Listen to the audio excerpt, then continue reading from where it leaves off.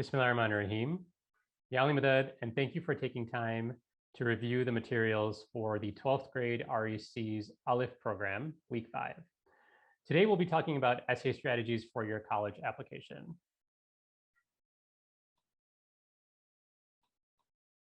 My name is Rahim Punja, and I'm joining you from Chicago, Illinois. I'm hoping to bring some of my knowledge and experiences from being on the admissions committee at the University of Pennsylvania to share with you some of the tactics, tips, and techniques that you would want to consider as you work on your college application.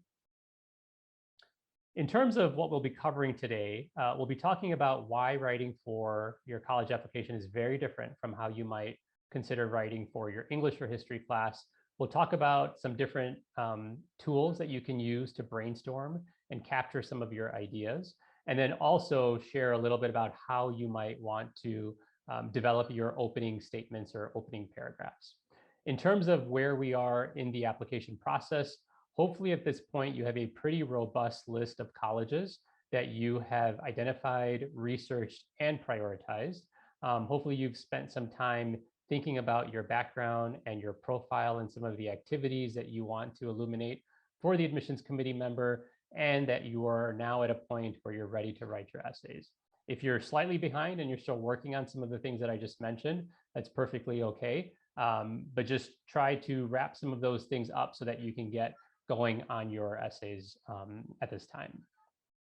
And if you're a little further ahead and you've already written a draft, that's also okay. We hope that you'll take some tips and tricks from this session to be able to make some adjustments or finesse your writing so that it's a bit stronger than maybe where it is today. We've got a full agenda of topics that we'll cover. And so let's get started by putting ourselves in the right mindset with a quote from a speech by Maulana Hazrat Imam. Quote, "There is no better investment that individuals, parents, and the nation can make than an investment in education of the highest possible quality. Such investments are reflected and endure in the formation of the kind of social conscience that our world so desperately needs." End quote. This particular excerpt is actually a couple of decades old now, but there are many different ways to interpret this. And we love sharing this because there are a number of things that we really appreciate about this quote that we want to make sure we highlight for you. The first is this idea of education of the highest possible quality. We hope that through your preparations in high school and planning for college, that you are positioning yourself well to pursue the best opportunities that might be available to you. The second thought or idea that we want to make sure we impart is this idea of highest possible quality. So what might be considered highest possible quality education for me may be very different than how you might define highest possible quality education for yourself. But the notion here is that each of us individually are able to kind of, advance ourselves and our families and our Jamaat by continuing to look for educational opportunities that are of the greatest quality and that make the best sense for us and our families. So let's start by putting ourselves in the mindset of an admissions committee member. In a few weeks or in a few months, your home, your office at work, your car maybe even, will be strewed with applications from high school students, all vying to be accepted into your college. You will have stacks and stacks of papers and folders waiting for you, calling for you to review, to spend some time reflecting on, and to ultimately make decisions as a team. Our goal here today and through the Apollo 12 program, for those of you who are participating in that, is to help bring your story to life so that reading an application or an essay in your application feels like the admissions committee member is reading a book of adventure and excitement. The hope is that we want you to take the admissions committee member on a journey, one that is exhilarating for them, but is honest for you, one that highlights parts of your background that you want them to appreciate and acknowledge, and one that positions you well in the pool of applicants that you are being considered in. Writing for an admissions committee is very different than writing for your English teacher or your history teacher. And that's because in English class or history class, you're being asked to answer a very particular question. So the approach and the techniques are relatively straightforward. When you write for an admissions committee, you're taking a slightly different approach in that you're hoping to persuade the reader and to convince the reader and compel the reader to act in your favor. And so when we think about writing for an admissions committee, we are writing in the method of stories. We're hoping to build a narrative, and we're hoping to use those stories to compel the audience to take certain actions. And so that's the first step that you want to consider as you begin writing your college application essays. You want to remove and put aside the approach of how you might write for a high school class and adopt the approach of writing to convince a reader to take certain action in your favor. And you'll use stories to do that. In addition to stories, you have a number of other components of your application that you will present qualitative information through that will help illuminate parts of your background and experiences that will, inshallah, compel the admissions committee member to behave in your favor. We spoke about the essays a little bit. In addition to that, you'll have a set of extracurriculars that you will submit.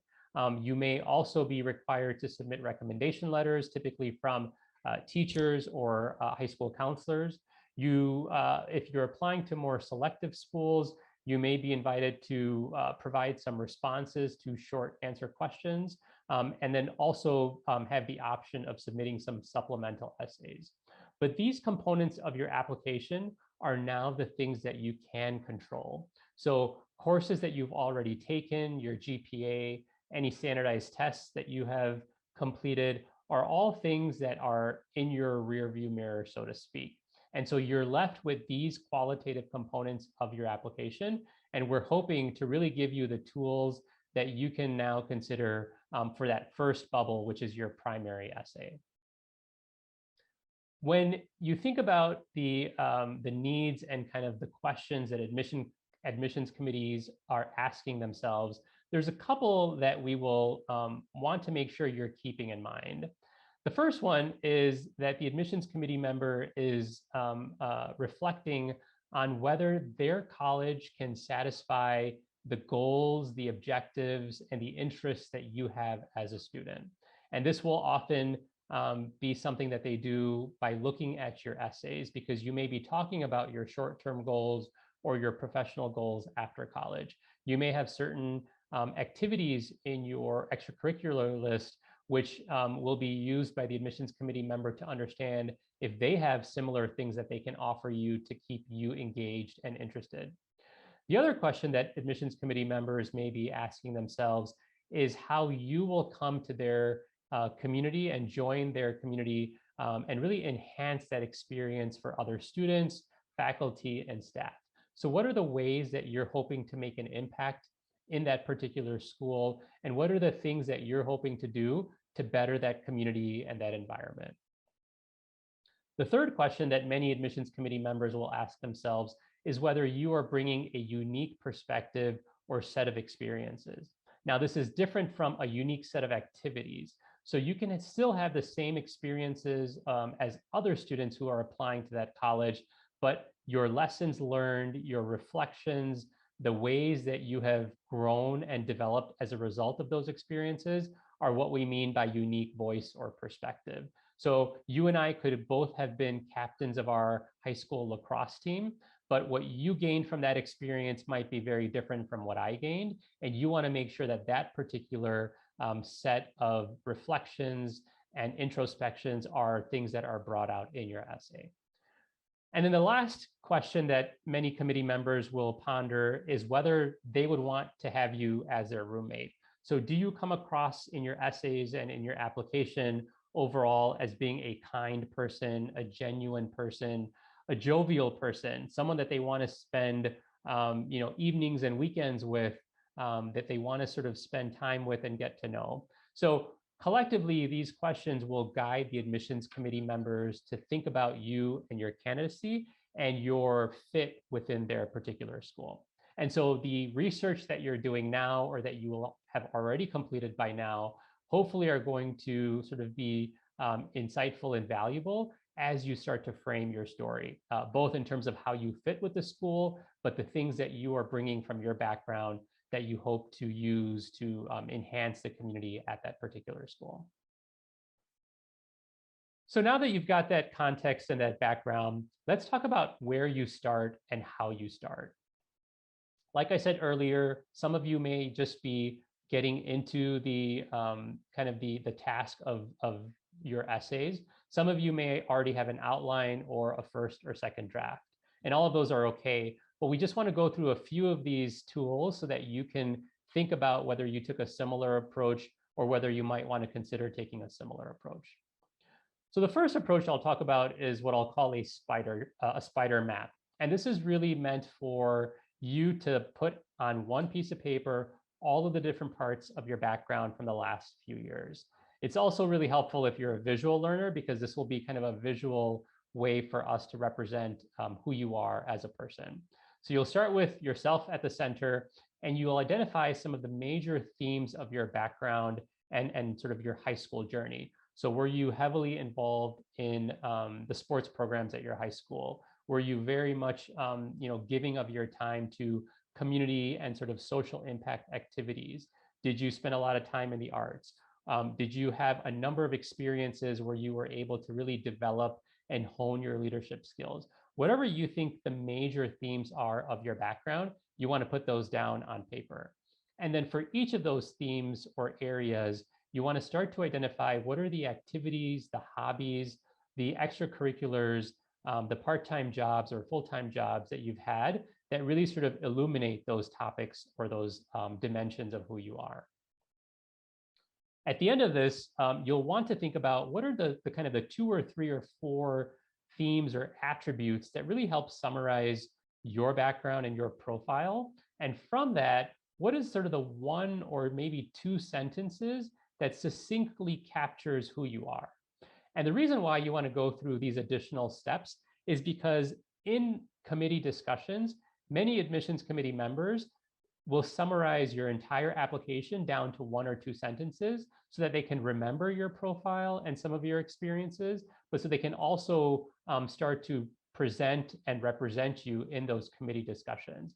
And they'll use these sentences, these summary sentences, to determine whether there are too many individuals of a certain profile in the pool, and they really need to kind of narrow it down to a few, or are there certain profiles that are underrepresented, and these 1 or 2 sentences will sometimes help them bring you into the mix if your background or your set of experiences are not part of the incoming class. So let's take an example just so we can see how this materializes. Let's start with Ziana. So Ziana is a 12th grade high school student in Albuquerque, New Mexico. And Ziana really loves spending time with children. So she has volunteered for many summers as a Camp Mosaic counselor. Part of her weekends and summers have been spent babysitting for families in her neighborhood. And she's also devoted some time volunteering as an REC student teacher. Ziana also really loves art, and in particular painting. And she has devoted some of her time and energy designing murals through the iServe initiative in Jamatkana. She has also participated in a couple of different arts festivals where she has done really well. In her free time, especially during COVID, she has produced some really fantastic pieces of art that she's proud of. And from her time babysitting and saving up some money, she was able to replenish and upgrade some of her art supplies so that she can incorporate some different types of painting form and different tools that she needs and wants to use. Ziana is also somebody who has been struggling with her identity as a South Asian American, and she has spent time with her family members and relatives to really understand and appreciate the journey that her family has been on, all the way dating, to the migrations of the British Empire and post-British Empire, and even to kind of some of the migrations in the United States, both coming to the United States as well as once her family was here. And so, she spent some of her free time reading and really just researching about the different macroeconomic factors and country dynamics that have forced her family to make certain life choices. And through her love for baking and cooking and her family's love for baking and cooking, she's been able to contribute to some different fundraisers to help her local communities as well. So when we think about Ziana's profile and the spider map that we've developed, a couple of themes start to emerge. One is that when Ziana is faced with some challenges, she doesn't shy away, but in fact, she jumps in and really sort of is determined and resilient in figuring out ways to navigate those challenges. She's also very ambitious as an artist, and she has devoted a tremendous amount of her free time to a variety of initiatives and activities that allow her to strengthen her skills in this particular space. And through many of her extracurriculars, she's shown that she can very much focus and be passionate about a set of activities that she wants to go very, very far with.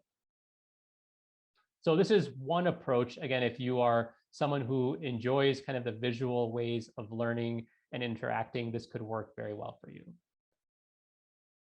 When you think about Ziana's then kind of 1 to 2 summarized sentences, an admissions committee member might say that Ziana is a driven and committed first-generation American who has really been building her broader identity through culture, services, and the arts. And so you can see kind of in committee discussions, the members might be able to kind of refer back to Ziana really by kind of the summary sentences that we've shown here.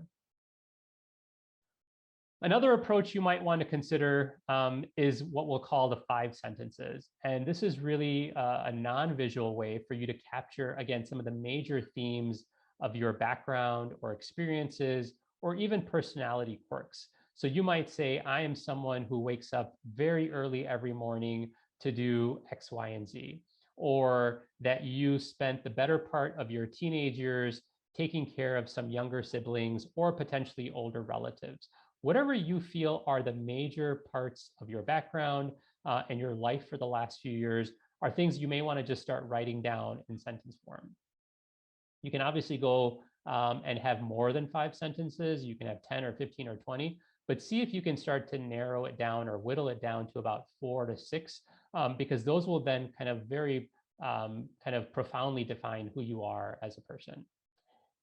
Another idea is this notion of an essence bag. So if you had to put 5 or 6 items into a bag of things that really represent you or who you are at your core, what would those things be? Now, many of us might talk about our phone or our car keys or something else that is very ubiquitous. But think about something that is, again, special to you or unique to you. So it could be a keychain that you purchased on a recent family vacation, and that keychain reminds you of some of the really interesting places you went to go visit as a family. It could be, a memento from the Diamond Jubilee and that journey and that experience and what that meant to you as an Ismaili Muslim here in the United States. So whatever you think the mementos or sort of these items are that sort of essentially represent you are things you want to, kind of imaginatively put in this essence bag. Now, the idea you might be thinking is, how do I turn this into an essay? These are really just starting points for you to think about parts of your background that you may want to share with an admissions committee member, or you may want to bring into your essays in some way. A third approach is what we call the 3 key questions. And this is something that you will reflect on for every activity or extracurricular or part-time job that's part of your background. And with each of these activities, we want you to think about the following. We want you to think about, what was the impact that you had in your role? What did you learn or take away from this experience? And how has that particular experience shaped who you are as a person? In other words, if you did not have that activity in your background, you would be a very different person than who you are today. So let's take a look at an example, because that sometimes helps illuminate what we mean by this. But keep in mind that the second and third questions really force you to go a little bit deeper in that particular activity and really get you to a level of introspection that becomes really exciting for the reader of your essay. So if you remember that image from earlier in our presentation, where we showed the stack of papers and then the exciting books on the right-hand side. The second and third question here are going to be the things that get you to be more exciting than just talking about the impact. The impact, of course, is important, but you want to take it a couple of steps further. So what do we mean by this? Let's take the example of Yusuf. Yusuf is a smiley 12th grade student in Houston, Texas, who also is part of the Boy Scout troop in his local Jamaat Khana. And as part of his troop, Yusuf has been spending the last several months volunteering at the local soup kitchen. Now, Yusuf has become very frustrated with this experience because week after week and month after month, Yusuf has gone to the soup kitchen, served food to some of the community members who have come into that place, and then has sort of left back from that activity. And he's never gotten to a point where he's felt satisfied or he's felt like he's made a difference. And so what Yusuf ended up doing was proposing to his troop leaders a redesign of this activity where not only would his troop go and serve food at the local kitchen, but then they would spend time with some of the community members coming into the kitchen, hearing about their stories, and really appreciating some of the challenges and setbacks that these community members have had to endure. So through this journey, Yusuf learned not only about kind of taking leadership and proposing a new idea and innovating an existing activity that his troop was participating in, but he started to appreciate this connection with other humans in his community and starting to empathize with the journeys that others have been on. So when we think about these three key questions, and we take Yusuf's example, we can very clearly answer each of them in a very full way. So the impact that Yusuf had here, we can talk about him redesigning this particular project or this community service activity. What he learned or took away from his experience is that leadership doesn't have to just come with a title. It can come with someone who has a passion and an interest to affecting change. And how this shaped or influenced who he is today, Yusuf can talk about that time that he spent with a set of community members, learning about their challenges and their setbacks, and starting to connect with them on a personal and individual level. And how he was sort of influenced by this is that he started to understand this idea of a human connection, that after all is said and done, at the end of the day, we are all connected through community, through this desire to kind of build quality of lives for ourselves and our families, so on and so forth. And so whatever ultimate realizations Yusuf had, he can talk about as trying to answer that third question. So you can see when Yusuf just talks about the impact that he had, or even just describes the activity itself, it's not, it's important, but it's not satisfying to the reader.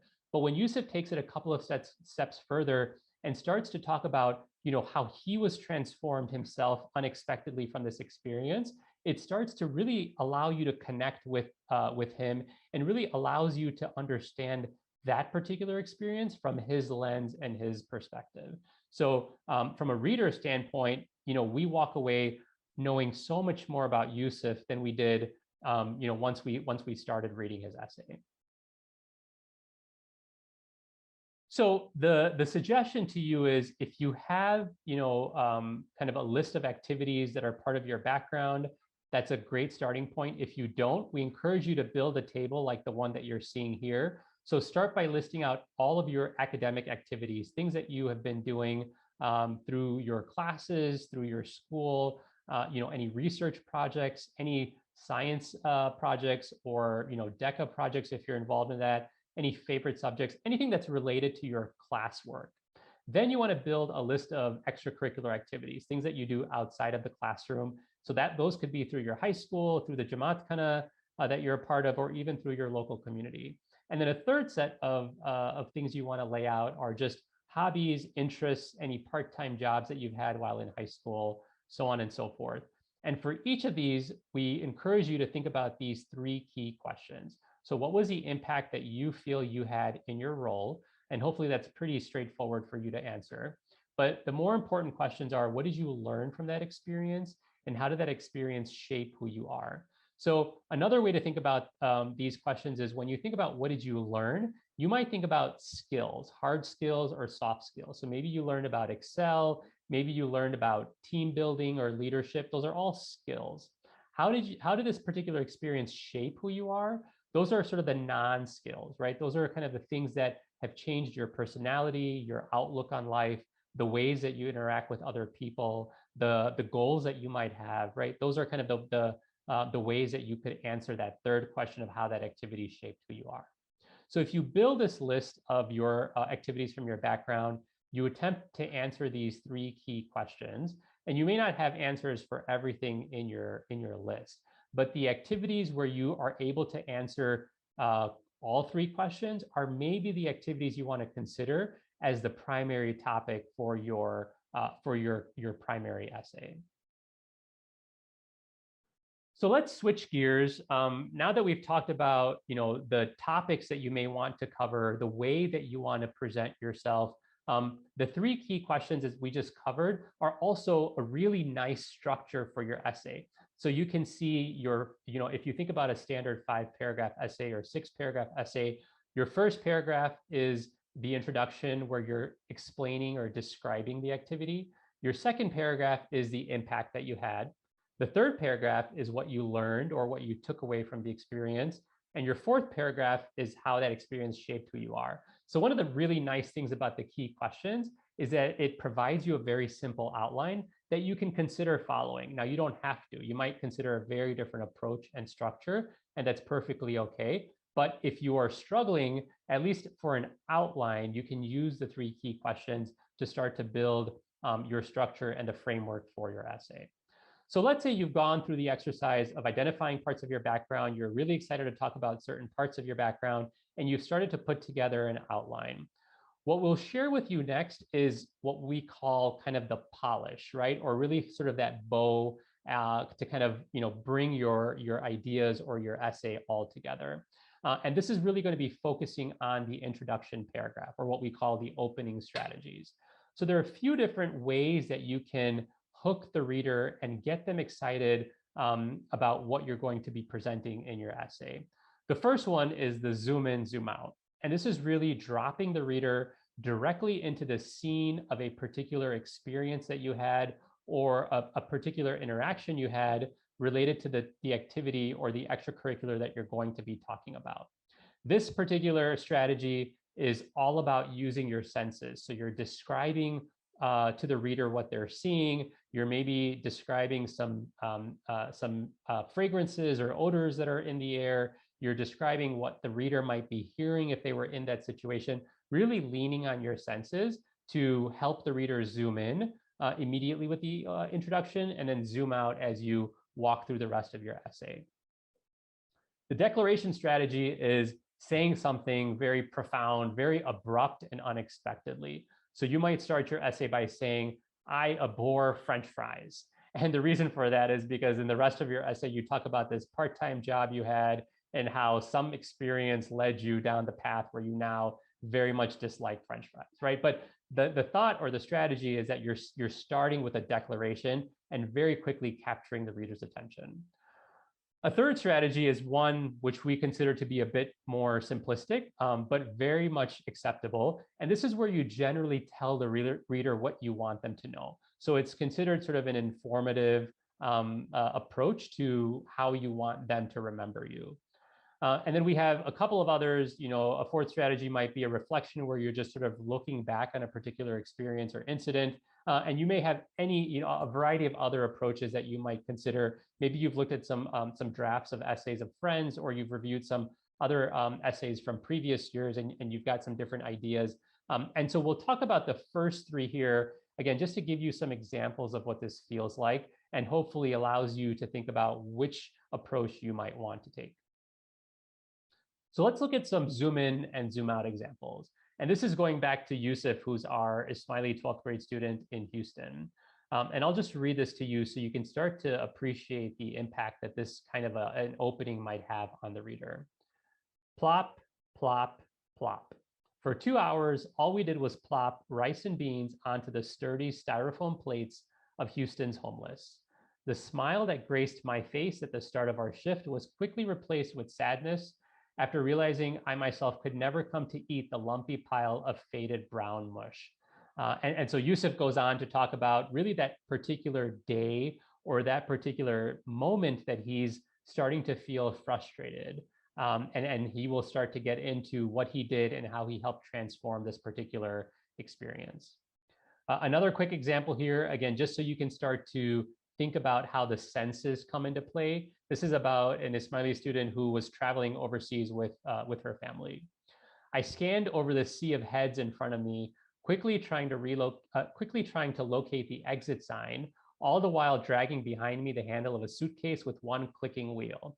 If this was an emergency, I guess I would follow the gentleman a few yards ahead, his stride revealing the confidence of a person who regularly passes through this arrival hall. So again, we start to understand visually where this student is. We see a couple of people maybe clustering in front of them. We hear this suitcase wheel that this writer is talking about. There's a bald person, kind of very nearby. There's some exit signs. So we're starting to build a visual in our minds as a reader, and it's getting us excited for why this person is telling us this story. The next example is a declaration example, and again, this is where you very unexpectedly start with a statement. So where is everyone and how much money do I need? And all of a sudden you're thinking to yourself, okay, what is this person going to start to tell me about? Why is money an important part of this story? But this is an example of a writer who is talking about how he led the launch of a stock club at his high school, and how very quickly they were met with failure because nobody showed up to the meeting. And you start to get into that because you all of a sudden have been kind of enraptured by why people are missing from this particular scenario. The structured approach, which is a bit more of a basic approach where we just want to tell the reader what we want them to know. This example is of somebody who had a summer job at a local construction company. And so I'll just read this very quickly, or at least a couple of sentences here so you can understand. As an intern at a construction engineering firm this past summer, I learned firsthand about the challenges of building a 20-story apartment building. Not just the structural or mechanical challenges, but also the intricate ways in which groups of people interact to complete a project on time. And I'll let you read the rest of this. But the idea is that the reader doesn't want to take a very creative approach, and that's okay. But what the writer will have to tell the reader will very much start to illuminate those three key questions. So what impact did this writer have in terms of his internship? How did he, what did he learn from that experience in terms of the skills? And how did this particular internship shape who he is as a person? So this is just the introductory paragraph. But if you had the rest of this essay, you would see that, albeit this is a structured or kind of a basic approach, it still gets the reader very excited because it gets the reader to understand this person's background and interests and how the college will help fulfill the goals and objectives that this person might have. So now that we've talked about ways that you could consider starting your essay, we also want to show you ways that you want to avoid writing in your essay. So the first example is of an Ismaili student who wants to talk about the Camp Mosaic experience. And while this example is about Camp Mosaic, it really applies to a lot of activities where you feel that you have to first explain to the reader what it is that you're talking about. So in this particular essay, the writer says, starts by kind of this unexpected or abrupt declaration, right? At Camp Mosaic, our spirits are always up, never ever halfway up and never ever down. I had the privilege of serving as a counselor at Camp Mosaic for the past 3 summers. Mosaic is a summer camp for Ismaili students ages 6 to 12 years old, So this writer is spending, in this case, 40 words explaining to the reader what Camp Mosaic is. Now, if I'm a reader, especially an admissions committee reader, I get the general sense that you were involved in some kind of a camp.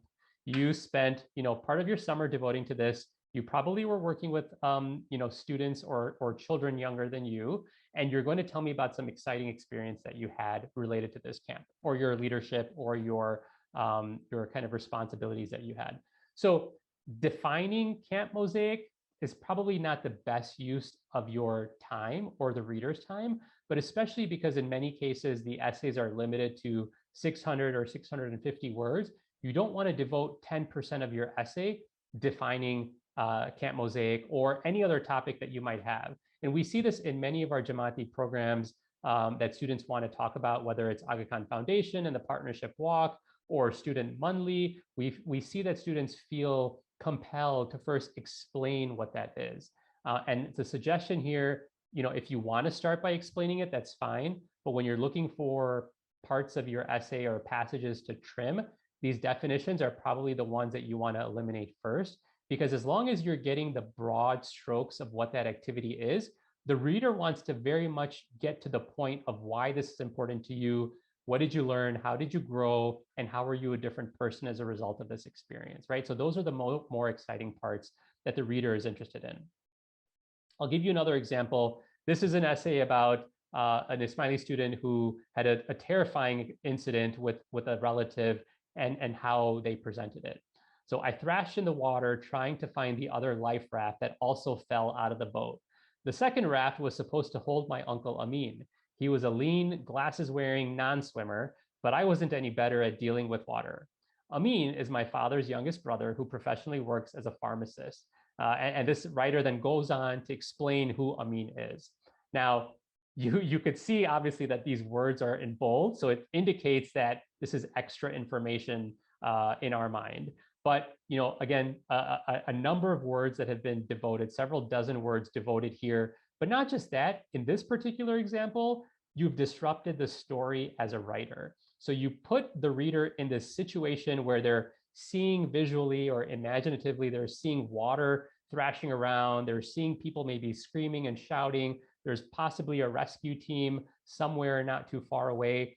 But now you've shifted gears and you've started to talk about who Amin is. And you've stopped the story that I, as a reader, want to understand how it ends before I start to understand what that did to you and how that experience changed who you are as a person. So you want to avoid being a story disruptor as well. So, kind of think about eliminating some of the definitions that you might be compelled to include, but also think about the flow of your story and what that does for the reader.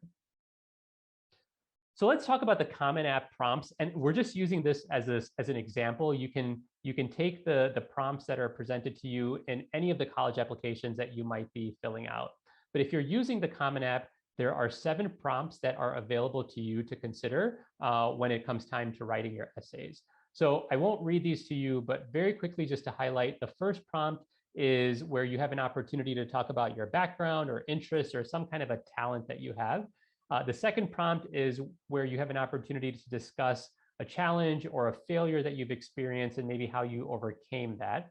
The third prompt is when you may have challenged an idea or a belief or really sort of stood up for what you kind of want to represent or hope to represent. The fourth idea is something that someone has done for you. Maybe someone has provided you inspiration or motivated you in a way, whether it's a teacher or a coach or a family member, and kind of how that has impacted you. The fifth idea, an accomplishment, event, or realization that you had that has really kind of been an inflection point in your journey. A sixth prompt, which is where you're invited to talk about an activity where you lose all track of time and maybe why that activity is so engaging or stimulating. And then if any of those first 6 prompts aren't exciting, the 7th prompt is really just talk about anything you want. Now, the reason why I just wanted to kind of walk you through this is because we find students spending days and weeks thinking and debating which prompt they should choose. And I've got a secret for you. What if we told you that the prompts do not matter? What if we told you that we encourage you to think about your list of activities, think about your spider map, your essence bag, whatever it is that whichever tool you want to use, think about choosing your topic first and then deciding which prompt it is most well suited for. And I'll give you an example of Yusuf, since we've talked about Yusuf quite a bit here today. I want to give you Yusuf's example of his service work in the soup kitchen, and how once Yusuf decided that he wanted to talk about his community service activities, he can bring that to any prompt that he chooses. So as an example, in the first prompt, where he talks about a background, interest, or talent that he has, he might talk about the background of the time that he spent in Boy Scouts and this particular service initiative of volunteering at the soup kitchen. In the second prompt, the challenge, setback, or failure, the failure can be that moment of frustration that he experienced when he realized he wasn't getting anything from that particular service activity, and then what he did to change that and what he did to improve that situation.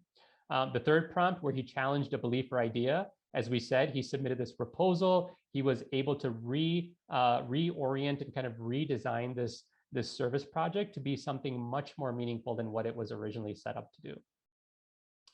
Something or someone that has done for you, again, he can kind of really start the story talking about that community member who really sort of changed his perspectives on life and changed his perspectives on empathy and human connection. The fifth prompt, an accomplishment, event, or realization that he had, again, this notion of, the human race and human connectivity being that realization, and everything he talks about leading up to that kind of climax or that point of delivery. The sixth activity, where he loses all track of time, or the sixth prompt, excuse me, where he loses all track of time, could be where he's sitting face to face, one-on-one with a community member, hearing their stories and hearing their challenges, right? So the reason why we wanted to walk you through that is because you can see that Yusuf, once he has decided he wants to talk about his Boy Scout experience, it will apply to any of the prompts. And so we encourage you also to think about what part or parts of your background do you really want to make sure you bring to light for the admissions committee member. And then it's very easy for you to figure out which prompt is best suited to help you tell your story. Of course, once you choose a prompt, you'll then have to make sure you tailor your essay a bit to make sure that you're addressing the key components of the prompt. But the struggle of deciding which prompt to choose goes away if you take the reverse approach of actually first choosing your background component or your activity. So we've talked a lot about the essay strategies and essay tools and techniques that you may want to use. We also want to spend a little bit of time talking about how COVID-19 is impacting the admissions cycles for last year as well as this year. So what you're seeing on your screen here is a weather map of the United States, and you see a few different temperatures across the country. And we think about your college application in a very similar way. Your standardized test scores are one temperature or one data point. Your GPA is another data point. Your recommendation letters are another temperature or data point, your essays, et cetera. And collectively, your application helps build this view or this map. And so what's happened during COVID-19 is that many colleges have gone to become test optional, where you're no longer required to submit your SAT scores or your ACT scores, even if you've taken those tests. Now, you may decide that you've got scores that you're proud of and you want to submit those, and you're perfectly welcome to do that. You may also decide that you're not a great test taker and that you would rather spend the time working on your essays, and that's a perfectly okay approach as well. The reason why we want to bring up this weather map analogy is because in the world of COVID-19, if you've decided that you are not taking certain standardized tests and submitting those scores, you have fewer data points in your weather map, or you have fewer data points in your application, which means the other data points, i.e. your essays, your recommendation letters, have to be that much stronger to compensate for parts of your application that may not be there. Additionally, if you're thinking to yourself, well, I've got my essays, I've got my recommendation letters, I've even got my test scores that I'm happy with, and I'm going to submit everything, realize that you're going up against students who are not submitting their test scores. So even though you might have very strong test scores for the colleges that you're applying to, your essays have to be equally solid, because those are going to be weighed against the essays of other students who are in the same applicant pool as you.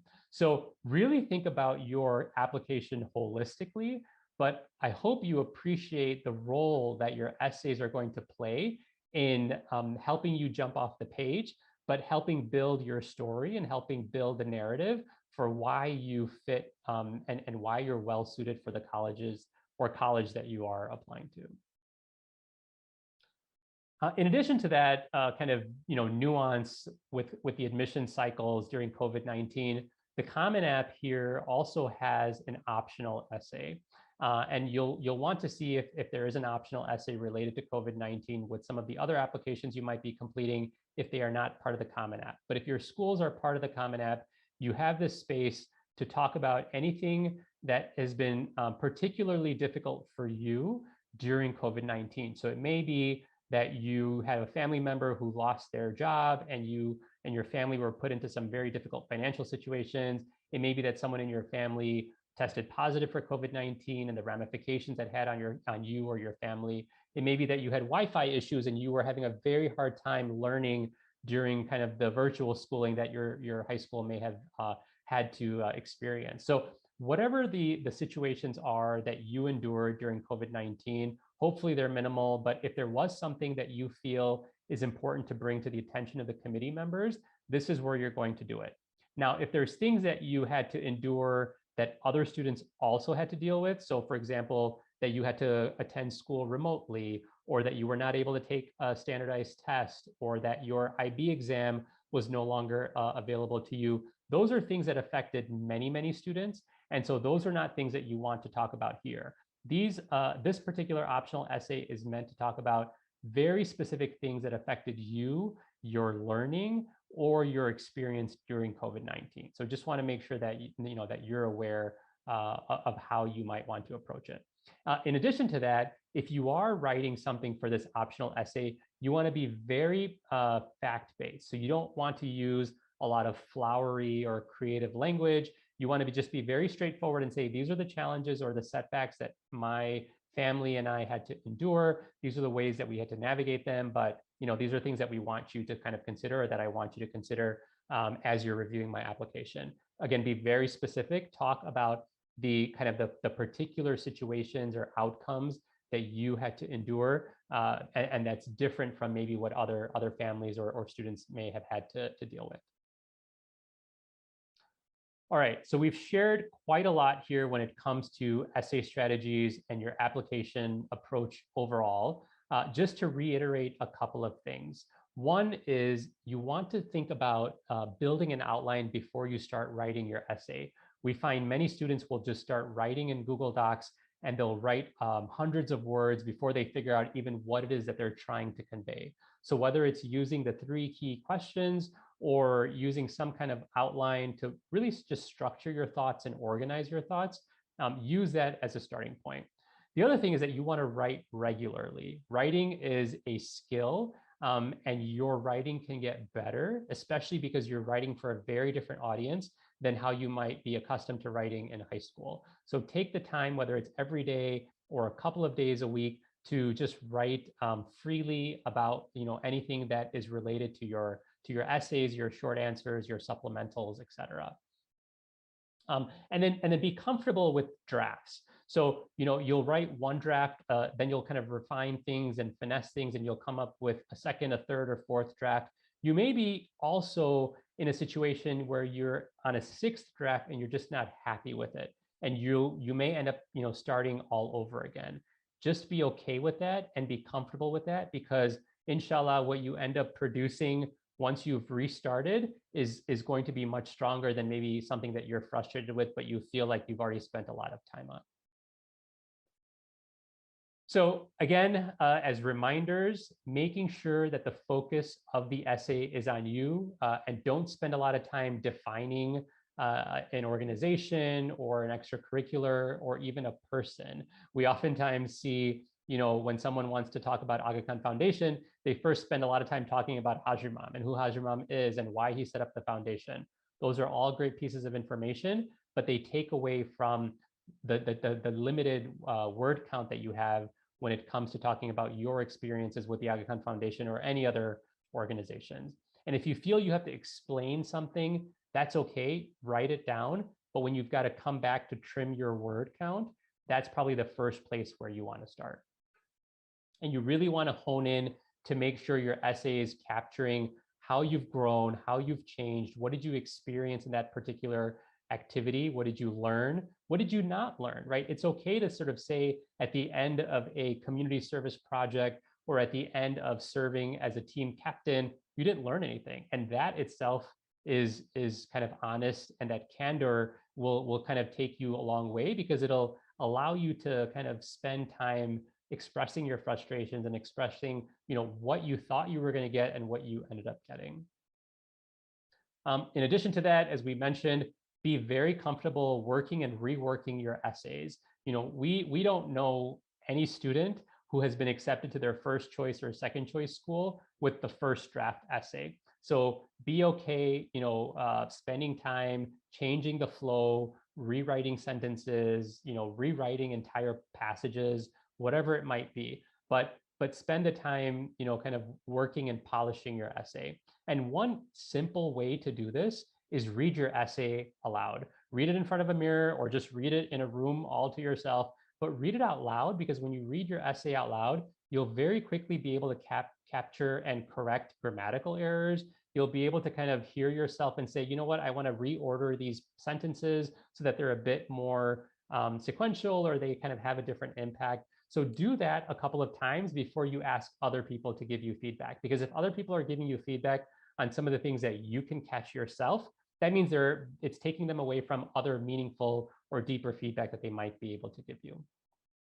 So, as we sort of discussed earlier, how do you think about those questions that the admissions committee is weighing when they're reviewing your application? And it's not just that your topic is unique, but are you bringing a unique perspective to that topic, even if it's a very common topic? You might be discussing Black Lives Matter. You might be discussing climate change. You might be discussing things that affect a lot of people. But what is your unique voice in that particular context or with that particular topic? And as you talk about your activity or your experience in your primary essay, really kind of that second and third key question will help you get to a level of introspection, which will start to display your leadership, your kind of growth and responsibility over time, so on and so forth. And again, if you gain something, if you were able to demonstrate certain characteristics or qualities, those are all great things to try to bring into the storyline. In terms of timelines, we are obviously at the end of the summer period. But if you're applying to any of the early rounds, you, inshallah, are at a point where you are kind of, finalizing your drafts or refining your drafts. Maybe you're starting to work on your supplemental drafts if you're applying to more selective schools. If you are looking to apply to the regular rounds, which are the December or January timeframe, you're probably at the point where you are either outlining or, kind of starting to think through some of the major points, capturing those thoughts on paper. And then if you do have, again, supplement essays that you've got to write, starting to shift to include those as part of your regimen as well. And for the next several months, the idea is that you're just writing and refining and writing and refining. Depending on how many schools you're applying to, how many supplements you may have to write, you want to really devote the next several months to be able to write and to write effectively. And of course, this is going to be competing for attention with first semester senior year, which is going to be quite a load of work, in addition to all of your other extracurricular activities. So what we're encouraging every high school senior to do is to submit or at least have your essays ready and your full applications ready by December 1st, so that you can spend that month of December possibly considering some additional schools. Because at this point, because COVID-19 has really thrown a wrench into the admission cycle and the admission selection process, you really want to kind of ensure you're casting a wide net. And so if you leave the month of December to be able to, apply to maybe 1 or 2 or 3 additional schools, it'll give you a very rich set of options that, inshallah, you'll be able to evaluate come spring of 2022. And for those of you who haven't yet engaged a teacher or a high school counselor for a recommendation letter, we would suggest you do that as well at this point. Start to think about maybe sharing a resume with them if you have one, or kind of high-level bullets or an outline of what are the things that you would want them to discuss as part of your recommendation letter. Thank you so much for taking the time to understand some of the essay strategies. We hope that this has been helpful. During week 5 of your Alif class, you will have mentors and advisors available who will be spending some time with you one-on-one or in small groups to talk about any support you might need, maybe to kind of even review drafts of your outline or your essays if you have them.